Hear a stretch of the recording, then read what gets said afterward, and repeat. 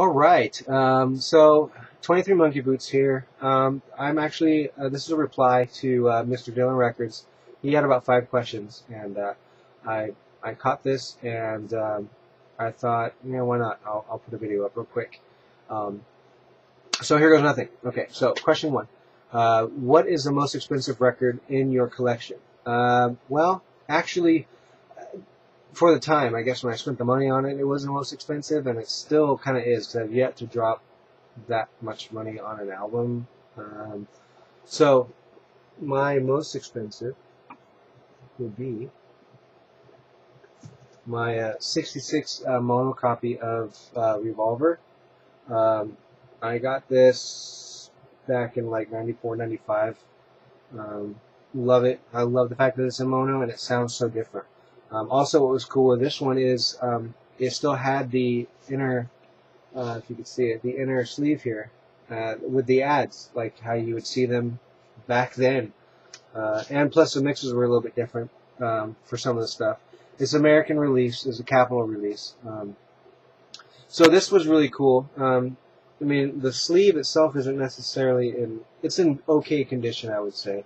But the vinyl is like as if it was never played by anybody ever. It's the cleanest, like as if you went to go buy this record back then and open it up and put it on your turntable for the first time. That's exactly how the vinyl is in this. Like perfectly mint vinyl.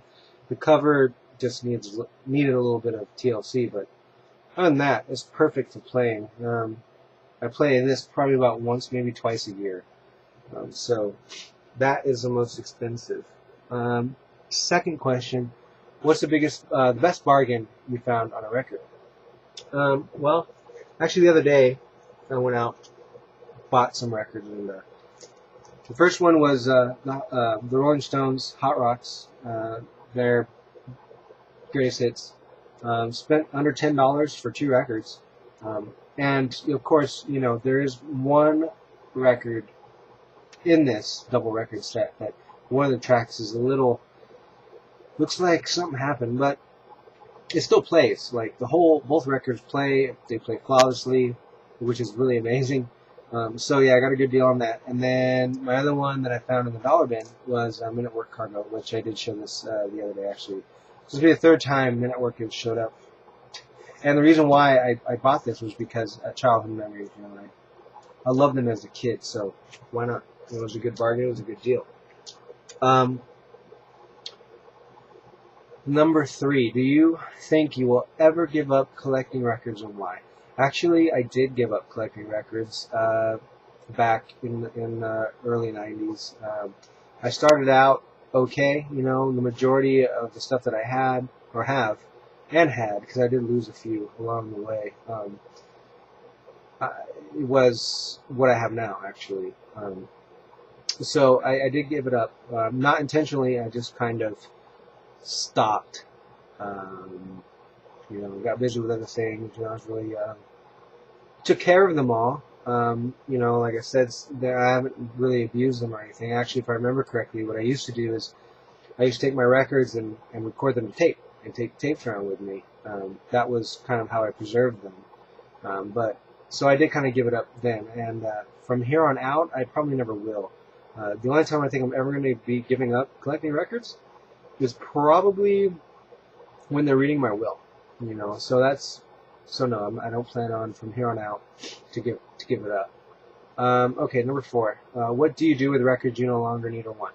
That question doesn't apply really to me because they're all mine, and I would never feel like I no longer needed them or wanted them. Even when I stopped collecting, when I just kind of fell off the wagon, I guess you could say. Even then, I still didn't give them up or give them away. I mean, I lost them because I didn't move a couple times, but I never willingly thought, oh, I don't need this anymore. Oh, I don't want this anymore. It was just circumstances. So yeah. All right. So number 5, a follow-up album to a classic that has really disappointed you and why.